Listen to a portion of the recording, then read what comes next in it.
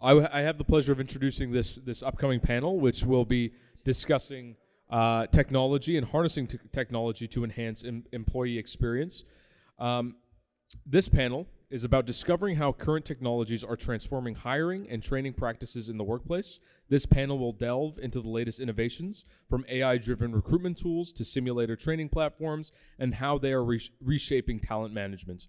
Learn how businesses are leveraging these technologies to improve efficiency, enhance employee experience, and boost retention rates. And I will pass you over to our moderator, Usha Srinivasan.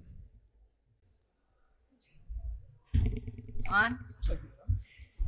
Good afternoon, everyone. We are the panel just before break, so you're all probably really sleepy. So I'm going to try to keep it lively over here. Good afternoon. I'm Usha Srinivasan. I'm the founding director of Brampton Venture Zone, which is a technology startup incubator right here in the city.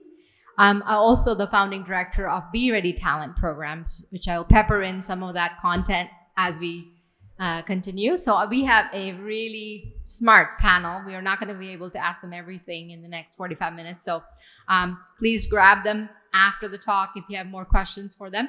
So I will first introduce them by name and title and then get them to talk about their actual backgrounds. So in no particular order, or the order they were sitting, I guess. I will go to Zachary. Oh, she removed that page. That's okay. Zachary Rose is the Director of Strategic Initiatives at Magnet. Zachary, please. Great. Well, good afternoon, everyone.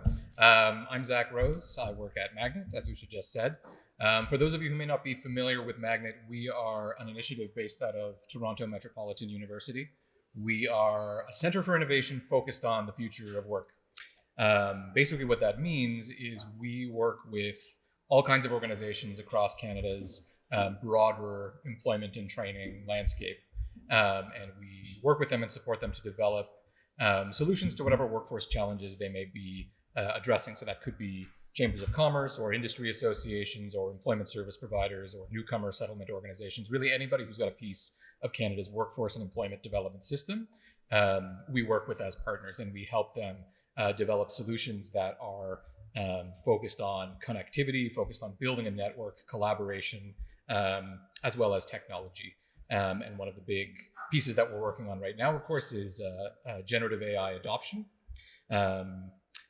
This is, very important for a number of reasons, one of which is just the sheer number of small and medium enterprises that we have in Canada, and what a large proportion that makes up of our workforce. And so while small businesses have the advantage of being nimble, they also often have the disadvantage of being under-resourced. So adoption of new technologies, they may face barriers to. So this is an area that we're working on, and most of my comments today are going to be provided from that kind of high-level system change, system trend perspective. Awesome. Thank you so much. And then we have Malay Shodhan, CEO and founder of Comet Venture Technologies. Please introduce yourself. Good afternoon, everybody. Thank you for having us here. My name is Malay, and I'm a founder, CEO for Comet Venture Technologies. We are a conversation AI platform. We build technologies which can speak to you and speak to the world for you.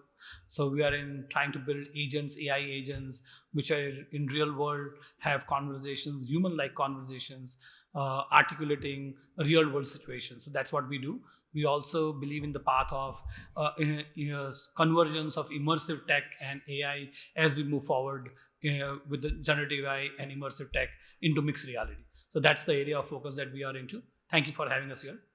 Awesome. And the tallest person in the room, Tony Plaha, is a director of enterprise sales at Poka. Please. Thank you, Usha.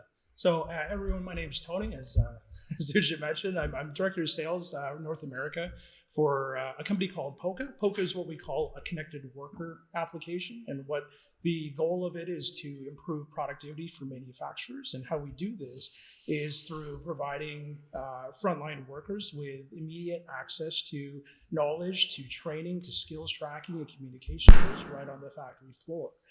We work with some of the world's largest manufacturers, Nestle, Danone, Mars. We also work with companies like Bosch and Toyota. So a lot of our business is really focused on improving productivity, access to training, access to knowledge on the front line in the flow of work, and giving workers, I guess, better use of technology as they need it on the factory floor. We are a Canadian-based company, and the company's been in business since about 2014. Awesome. So as you can see, the panel here is a combination of expertise in what is the future of work going to look like with all of these changes in technology. Can we utilize AI in the hiring practices and how we enhance that experience, and also in training? So that's the kind of theme that we're hoping to share with you about. Just before we get into things, how many people here use ChatGPT today? A fair number. I cannot even believe that I'm becoming a hyper user, which is probably not a good thing. But whoever's quote this was, let's say, let the mundane be with the machine and purpose be with people.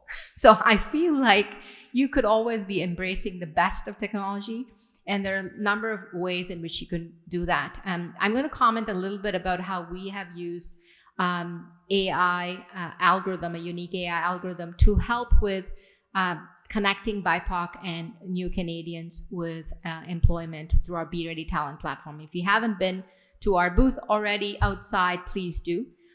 Go and visit us. And that's a positive way. Imagine, when you're a newcomer into the country and you're applying for jobs, typically you're going to a job board, you're applying to multiple things. The larger companies who have a very big ATS system, the newcomers' ability to communicate well around what their jobs, their job description is wanting them to do, they're not able to even achieve that, and they go to the bottom of the pile. They don't even have a chance to be seen. Right here, we're trying to change that, shift that equation, educating them on the industries in our community, in Brampton and in Peel, that they're not even aware of, and helping them find meaningful employment. That's one way that we are trying to disrupt this area of talent. I'm going to ask this question to Malay because he has some experience around other technologies he's built in this area. In what ways that AI can streamline hiring processes that you've seen, Malay? Okay, I think that's a fantastic question, and thank you for asking me that. And I think AI revolution is one of the biggest revolution on the internet after the .com. I believe that everybody in the time to come will have their own AI agents always with them. And AI is revolutionizing the way we work every day, especially when I talk about hiring. I think that is the most important space where it is making a difference. If you're a job seeker, it works as a coach where it will train you for the job. It has the ability to simulate real world scenarios and create interview sessions like a real job, and conduct interviews for you, and train you on a job that you're looking for, and enhance your ability to land the job. That is why, from a job seeker standpoint.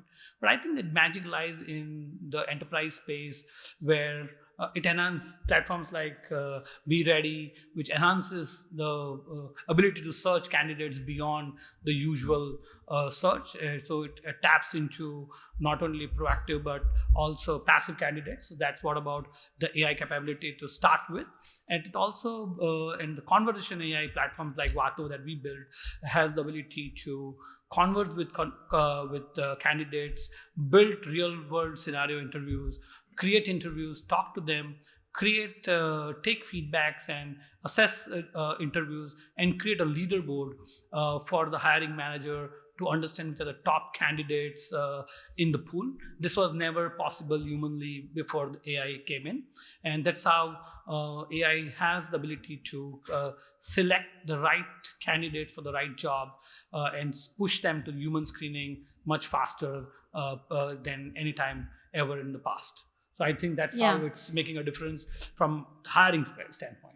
Absolutely, I can relate to that. So, but sometimes we can tend to go too far out into the tech side of things. We want to still balance that with some human interaction. When people come into a job interview, there's a lot you can tell from just their posture, their physical appearance, of how they're answering things. So if it's all automated, how do we balance that? And I'm going to go to Zachary with that question to see how can we preserve the human touch. Yeah, so I think it's a really big question, right? And I think it's very, very important. Generally, when we're looking at really kind of any application of Gen AI in the workforce, we know that a best practice is to be very intentional about what you want the machine to do for you, basically, right? You don't want to just throw something into ChatGPT, copy and paste. If you approach it from the perspective of, this is my role, this is the tool's role, and that may be, it starts off with an outline and you take it from there. It may be something more back and forth or more iterative. So starting with that really kind of intentional understanding of what you want to use the tool for is very important. But I also think we're going to see, and maybe this is kind of counterintuitive, but we're going to wind up in a place where the value of the human contribution, of that kind of cognitive, higher level contribution, becomes more obvious as we kind of separate out what may be rote or what may be really well done at scale by machines. And we have many examples of this. I mean, if we're thinking in kind of the workforce development space, you can think of a career coach, right, whose job involves a lot of scanning, understanding what are the openings, what are the skills, staying up to date on the trends, but also really crucially, knowing the person in front of them so that they can coach and kind of advise them appropriately. Those may become two separate streams where they can really focus on the latter and use a power tool essentially to really assist them and save them a lot of time on the former. And we see this in other industries as well. I mean, I was reading something probably about a year ago about an AI doctor that was outperforming human doctors, not just on diagnostics, as you might expect, but on empathy.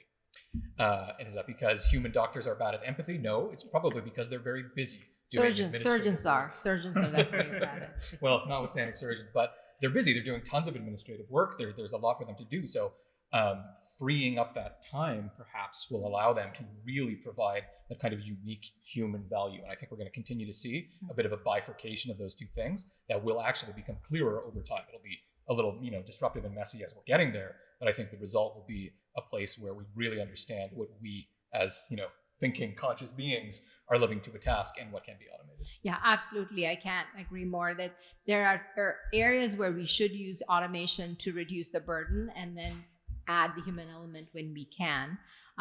So let's shift gears a little bit from hiring to training. And Tony, you are with Poka, and there's a lot of efficiency that you're trying to drive through automated way of training individuals, especially if it's a certain generation of young people coming into the workforce. They're not going to sit in a classroom, listen to somebody talk at them. So please explain the type of things that you're working on. 100%. And I mean, you nailed it pretty well. I mean, we now are in a world where the digital immigrants, standing up here, are fleeting, and we're getting more of that younger generation, the digital natives, the people that understand how to use technology better, and are expecting that. Not only in their daily lives, but also when they come to the factory floor, to the workplace, that the companies that they're working for are also leveraging that same technology, that have the same frame of mind, that we have to use the tools that exist now in present day to optimize how we do things and how we go about doing things. I think that's really key. There's a few different areas where I feel like AI is adding significant value. From a salesperson's perspective. Ultimately, GPT or any type of AI is a huge productivity tool. It's going to take out a lot of that non-value added time that you're spending on menial tasks, summarizing meetings, meeting minutes, sending out emails. There's a lot of things that can now be automated through those processes. But to your point, you still need to have that human touch element in there, right? Some of the areas that I see, particularly when it comes to how AI and technology is sort of improving in a manufacturing standpoint, at least from what I've seen, is a lot in terms of optimizing the training that you're now putting in front of your workers, understanding that process, not only just in terms of how that process operates or how that piece of equipment works, but taking in other aspects to that manufacturing environment. What is the temperature of the plant? How is how is that piece of equipment run for the last year? What is the age of that equipment? So there's all these other data points that you're now bringing into that assessment, and you're training that worker not only on what has happened or what you expect them to do, but also based on empirical data as well. Mm-hmm. And I'm sure there's we're talking about AI, but there are certain circumstances when AR VR could be very 100%. beneficial for certain types of training, and allows you to train in multiple locations, etc. The flexibility is so much more with the adoption of technology. And I know that there's a lot of people in the room who are also thinking about accessibility and inclusivity when you're using tech. And I'm going to add one more element in there. Apart from that, we heard Vijay in the previous session talk about a bulk of the people working in the manufacturing, about I think 30% are in the age range of 50 and above, and they're going to be retiring in the 5 to 8 years time frame. So how do we help the knowledge transfer? Maybe can the technology play a role in knowledge transfer between generations? Maybe 100%. I mean, as well. That is one of the biggest challenges. We saw a lot of that during COVID as well, particularly that tribal knowledge leaving out the door, new people coming in, and ultimately learning from even newer people, right? So how do you still manage that tribal knowledge transfer? Incorporating tools that allow you to easily transfer that knowledge, to incorporating things like video. Video is a huge component of where we see technology adding value to the factory floor. It also adds that level of inclusion, because now it's not just text, it's not just trying to decipher photos and images. You're actually watching someone perform an activity. I mean, TikTok, Instagram, it's changed the world, but more so from the way that people also learn and potentially live their lives, right? I can't remember the last time I read an instruction manual. Anytime I do anything, the first thing I do is go to YouTube, and I imagine everyone in the room is pretty much the same, right? So I think recognizing that we have these tools and using them more effectively is definitely absolutely. I'm an obsessive user of Loom. Yes. Loom, everybody knows that. I avoid writing manuals. Just record Loom and just send it to people. So that's a fantastic tool. Malay, I want to come back to you with a question around can we, on the hiring process, and sometimes people say there could be a bias that you could have with the AI and automation in the talent management and hiring process.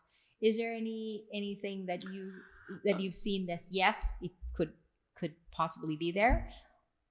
I have a very different perspective on this, Usha. I think human bias is one of the biggest challenge the world is facing when it comes to recruitment, right? So that's and the whole, I think, large organizations, small, everybody's governments are working towards making sure that how can we limit or eradicate human bias in hiring.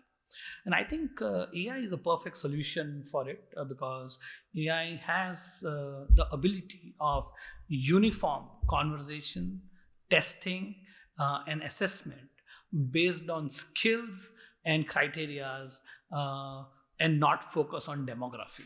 I think that is where the answer lies for all of us. I think AI does a far better job in terms of bias-free hiring, and that is the biggest problem that can be solved with AI. And I think having AI in the recruitment journey of it will be very helpful. And this is what currently I would like to say that there's an organization called Naukri. And yes, I was just going to say Naukri. Naukri has 2 million customers. Yes. So, and that's a pure voice and video based, pre-recorded, AI based analysis to just remove the bias. Yes. So I forget the skills and everything, because I'm very confident that AIs are very, very powerful in terms of judging, are you the right person? Do you have the right communication skill? If you're a sales guy, do you have a storytelling ability? If you are an engineer, do you have a complex ability to demonstrate and articulate complex problems, all that stuff. So I think it's beyond the normal evaluation, but it also brings in a great value for a bias-free environment. Awesome. So this is my take on it. Yeah, absolutely. I was asking that question for your opinion. I mean, I remember the CEO of Nokia coming to pitch the Mars Investment Accelerator Fund, and the reason he created that was because his name, unfortunately, was the same as a person who had some issues with the law. Let's just put it that way. And so he felt like there's always bias when he's applying to jobs. That there is his ability to be positive, be able to get something, an opportunity was missing as a result. Yeah. So the moment you see a resume photo, the human bias kicks into it, and this is how the AI can help you eradicate it. Go ahead. Yeah, I just want to follow up on that quickly. I completely agree, and I want to add a bit of caution, because you're right about the potential in kind of removing bias for AI tools, but we have to be careful that we don't allow AI to reflect the bias that we're putting in. Right, because it's based on AI. Generally, AI works just by absorbing everything that's on the internet, basically. It's only as good as. And a brief kind of illustrative example of this, just a very quick story. Picture behind me of my headshot is an AI generated picture. I don't know if anybody picked up on that, but this was a program we used where you send it a bunch of selfies and it makes a nice professional headshot for you. I'm not the kind of person who has a lot of selfies on my phone, so I took some on a Sunday in a bathrobe, unshowered. Didn't look great, but it did this for me, and no problem. It cleaned up. It gave me nice hair, put me in a suit with no problem. I work in a very diverse workplace, and some of my colleagues who are people of color did not have as easy a time getting it to put them in business clothes. Maybe we put them in cultural garb for that thing. Interesting. So eventually, with a little bit of wrestling, it did get there. But that initial bias is obviously a reflection of something in the black box that we need to be careful of to truly get to where Malay is talking. We need to be careful of what it takes in. Yeah, absolutely. Zach, I think the world will get to it.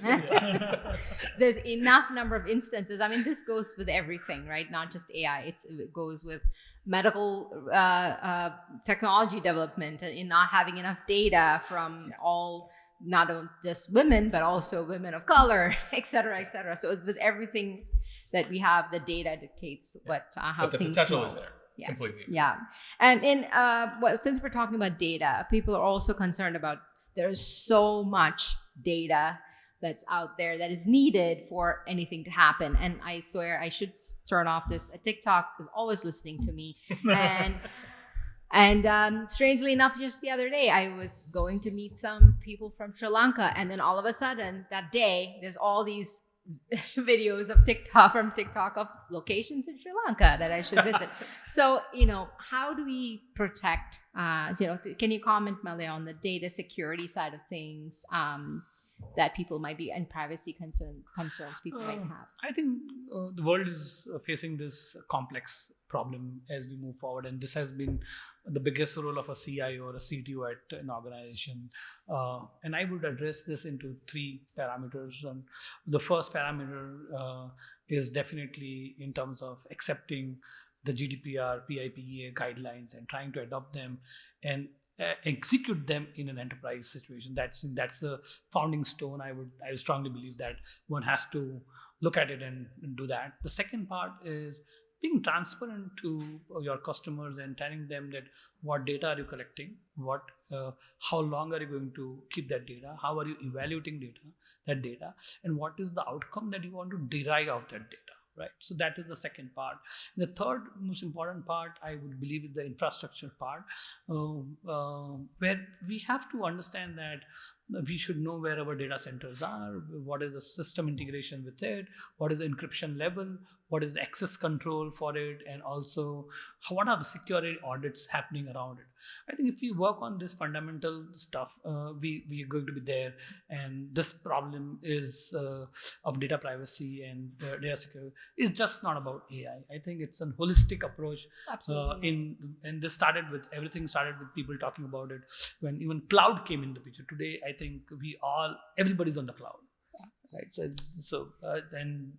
We have learned ways to secure our data in that space, and so will with AI. Yeah, I agree. I mean, I shouldn't make a general comment in this, but I think many of our SME companies are behind on many of these areas of data security and cybersecurity, plus adoption of technology. So, for example, OCI, everybody knows this organization. OCI has a program that allows you to adopt critical technology areas. And I'm one looking at the areas that they want people to adopt, and I feel, are they ready? It's blockchain and AI, machine learning, etc. I'm thinking, do they even have digital fully yet before they get to this next level? So it's challenging to get them to think about this. And so, looking at you, Tony. So when you come in there with your pitch to say, "Hey, I'm going to train you in a different way," like how do you feel that people are open to that?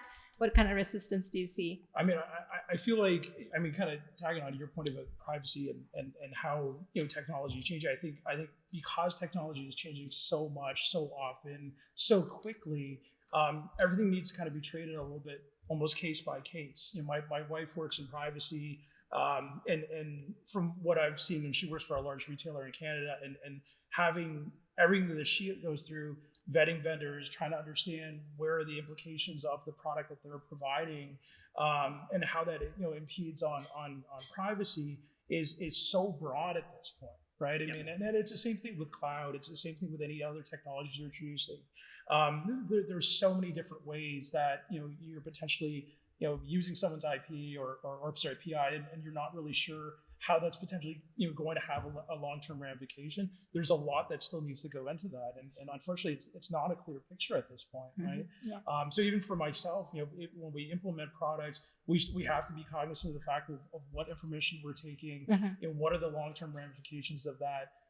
And we generally go through a long sort of vetting process with cybersecurity, with privacy, for those companies to really vet out, what happens in the event that this happens or this happens, and sort of creating some parameters around that. Mm-hmm. And how about just the general adoption of the training methodology itself? Like, do you feel that there's some resistance about this is how we've done it for 20 years and this is how we're going to do it for the next 20 years? Yeah, no, from an adoption standpoint, I mean, I think adoption is always going to be a challenge with when you're putting in new technology, depending on what the culture is in that environment, how people have been receptive to technology in the past.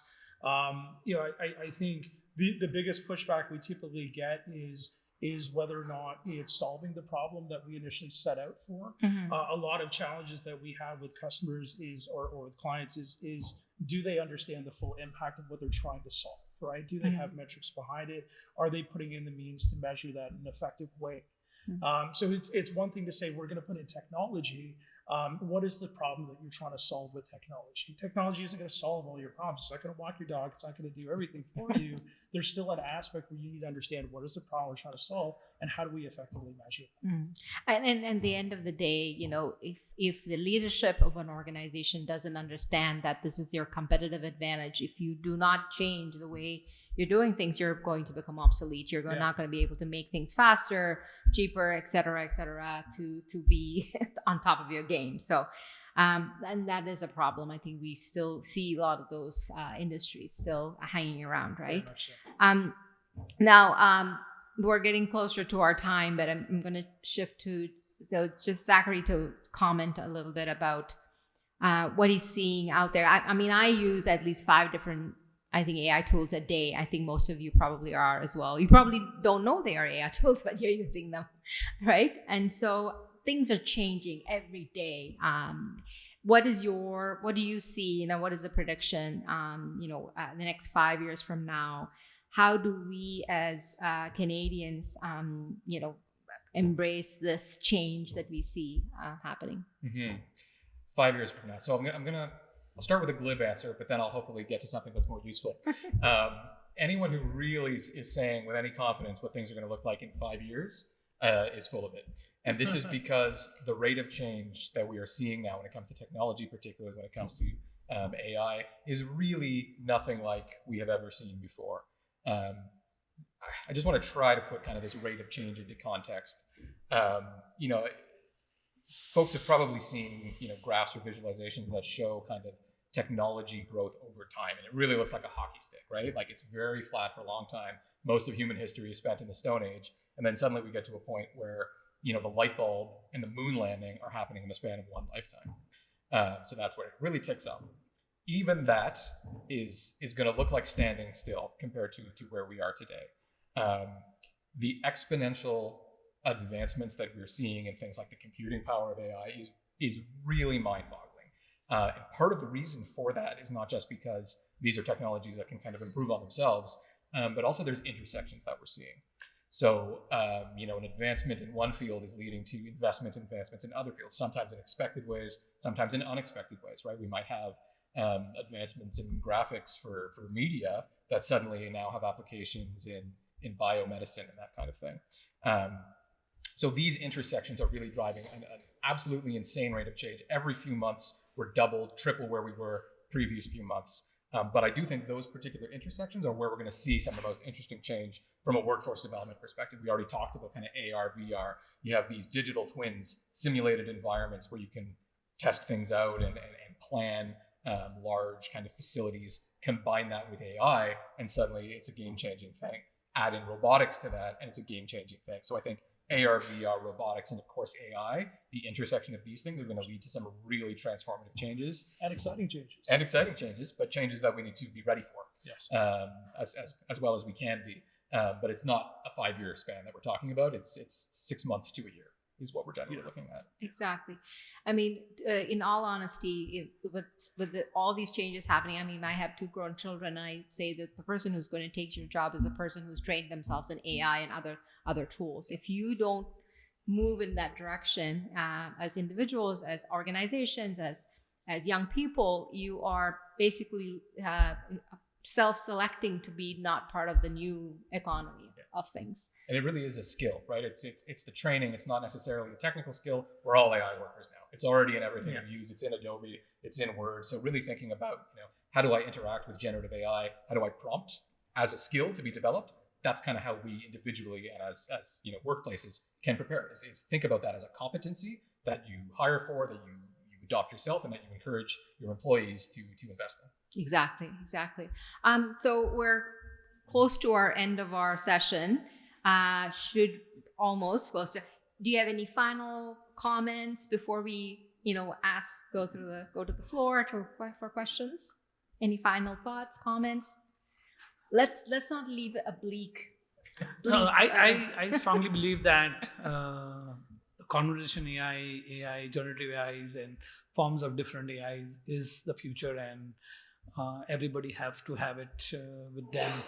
And AI is just going to be with you for the next decade or so, and something else will be there. And as Zach said, mixed reality, immersive tech combined with AI is going to be the next wave. I think it's just also adding the point that that human element is still just equally as important, though, right? So while all of these pieces are going to definitely make us more productive, optimize the way that we do things, and maybe even cut out some of the things that we don't need to do, there's always still going to be that human aspect, that whether it's updating the data sets to lessen the biases, or maybe just make those processes more efficient, but there's always going to be that need for that human element. And I certainly think that AI and all the technology is going to drive that evolution of education as well. Absolutely. Awesome. So we're happy to take, the panel members are happy to take questions. Good afternoon. Thank you for a great panel. My question is before I go to my question, my name is Onyeka, and built a startup called Trips that provides employee transportation services. And we've moved over 5 million people across 4 countries, looking at doing more here. I've heard a lot around AI. I'm a software engineer, and that's my background. And so I understand clearly the AI, how AI can be built and applied in everyday work. And I've heard a lot about that, but every time I keep looking back to the topic about enhancing the employee experience. And my question really is, in finding ways of applying technology beyond AI in how employees of organizations feel like they are being valued, feel like they are, what they're doing in the organization is creating, the organization is showing that they understand their needs and they are doing their best with technology to make them comfortable to come to work every day. I want to hear more around that from the audience beyond AI. I want to hear how technology is creating that kind of environment for employees of organizations. I heard one very important thing I heard was how 30% of the manufacturing industry have individuals that are 50 and above. And in 8 years, like you said, they'll be out of jobs. So what are we doing from a technology perspective for these individuals? Because it's scary. And then how are we even replacing them? Is it all going to be driven by machines? Or is there still place for human efforts to get it installed? Good question. I mean, I can comment and then please. In fact, exactly that. Some of my team members are here, so they know exactly to address that point. We are aspiring to take some of the immigrant talent that's here in this community, that is in the age range of 35 to 55, who have a science background, to upskill them in business and potentially fill those mid-level management roles. That's something that we're working towards. So you're right that AI is not going to solve everything. No, I go to my team meetings and I have an emotional check-in. Is AI going to have an emotional check-in? Maybe someday. But I'm able to look into my employees' eyes and I can tell if they've had a bad day, good day. Maybe AI will get to that point. So I don't think that human element of having empathy is ever going to go away from us. But that meeting that we have, I am so grateful for Otter AI to take notes, because I don't want to take notes. Okay, and just get down with that part of my job. So it's a mix of both, right? So we can never take away that experience of individuals or people working in your team to support them in their career pathways. That's never going to go away. People are not going to replace that with AI, I don't think.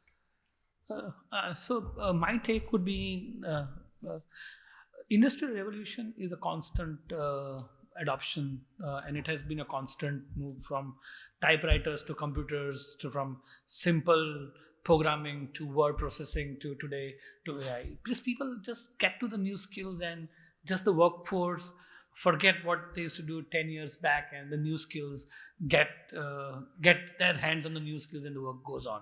So I think the world is moving at a pace where the most important part is with technology is the cultural, where you come from, what environment are you going to give to the employees, and what are their benefits in term. And I think this in today's world, this is the best place could be, because there were never such benefits to employees 10 years back, 15 years back, where they had so much startup ecosystem support, so much stake given to the ecosystem of the startups. And this is, I think, to be a privileged time for every entrepreneur to be in this space. Most of my background is in manufacturing, and most of the environments that I've seen, there's a variation in terms of how, I guess, culturally ready they are for technology, right? So on one hand, we talk about AI being on the forefront and how that's going to change the world. It definitely does, but definitely more for the front end of your business. I guess more of the white collar workers, I think, more than anything. I've had the privilege of walking manufacturing floors across the world, and one of the things I see most commonly across the majority of companies, regardless of the size of them, is that they're still pushing pencils and paper. And that aspect of, AI is going to change everything tomorrow doesn't always translate all the way down to that frontline worker. And I think to your point about how do you ensure that those people still feel like they're part of that process, it's by creating better ownership for them.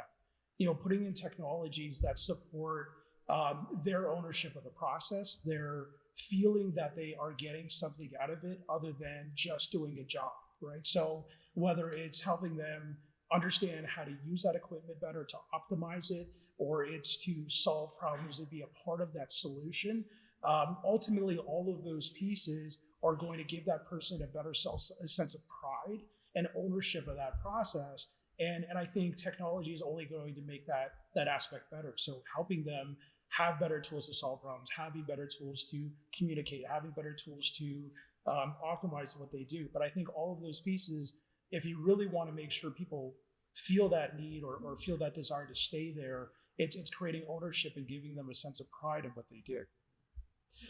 We have time for one more question, and if we can keep the question and answer to 90 seconds, I have some instructions for you afterwards.